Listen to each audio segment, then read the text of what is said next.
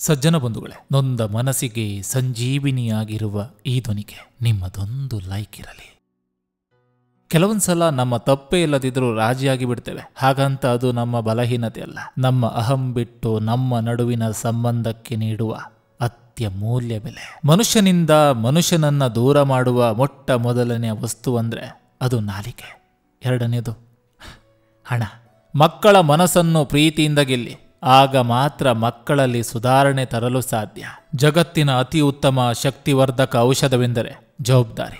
ಒಮ್ಮೆ ಕುಡಿದರೆ ಜೀವನವಿಡೀ ಆಯಾಸವಾಗದಂತೆ ಮಾಡ್ತದೆ. ಪ್ರತಿಯೊಬ್ಬರ ಹೃದಯದಲ್ಲೂ ಅಳಿಸಲಾಗದ ನೋವಿರುತ್ತೆ, ಆದರೂ ಬದುಕ್ತಾರೆ. ಯಾಕೆ ಗೊತ್ತಾ? ನಾಳೆಯಾದರೂ ಸಂತೋಷ ಸಿಗಬಹುದು ಎಂಬ ಭರವಸೆಯಲ್ಲಿ. ಅದೇ ಜೀವನ. ತುಂಬಿದ ಜೇಬು 100 ಆಟ ಆಡಿಸ್ತದೆ, ತುಳಿಯುವವರು 100 ಜನರಾದ್ರೆ ಕಾಪಾಡೋಕೆ ಒಬ್ಬನಿರ್ತಾನೆ. ಅಂದುಕೊಳ್ಳುವುದು ಜೀವನವಲ್ಲ, ಹೊಂದಿಕೊಳ್ಳುವುದು ಜೀವನ.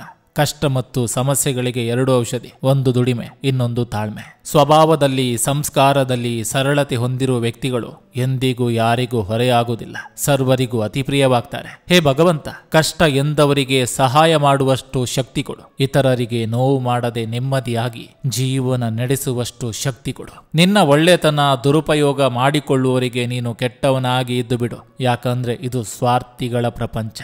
ದಾನದಿಂದ ಮನೆ ಸಂಪದ್ಭರಿತ, ಧ್ಯಾನದಿಂದ ಮನಸ್ಸು ಸಂಪದ್ಭರಿತ, ಪ್ರೀತಿಯಿಂದ ಹೃದಯ ಸಂಪದ್ಭರಿತ, ನಂಬಿಕೆಯಿಂದ ಸಂಬಂಧಗಳು ಸಂಪದ್ಭರಿತ. ಸಜ್ಜನ ಬಂಧುಗಳೇ, ಇದು ಇಂದಿನ ಸಂಚಿಕೆ ಅಂತ ಹೇಳ್ತಾ, ಈ ಸಂಚಿಕೆ ನಿಮ್ಗೆ ಇಷ್ಟವಾಗಿದ್ರೆ ದಯವಿಟ್ಟು ಒಂದು ಲೈಕ್ ಮಾಡಿ, ಜೊತೆಗೊಂದು ಕಮೆಂಟ್ ಮಾಡಿ. ಮತ್ತೆ ಮುಂದಿನ ಸಂಚಿಕೆಯೊಂದಿಗೆ ಅತಿ ಶೀಘ್ರದಲ್ಲಿ ನಿಮ್ಮನ್ನ ಭೇಟಿ ಆಗ್ತೇನೆ. ನಿಮ್ಮೆಲ್ಲರ ಮನಸ್ಸು ಪ್ರಶಾಂತವಾಗಿರಲಿ ಅನ್ನೋದು ಈ ವಾಹಿನಿಯ ಉದ್ದೇಶ.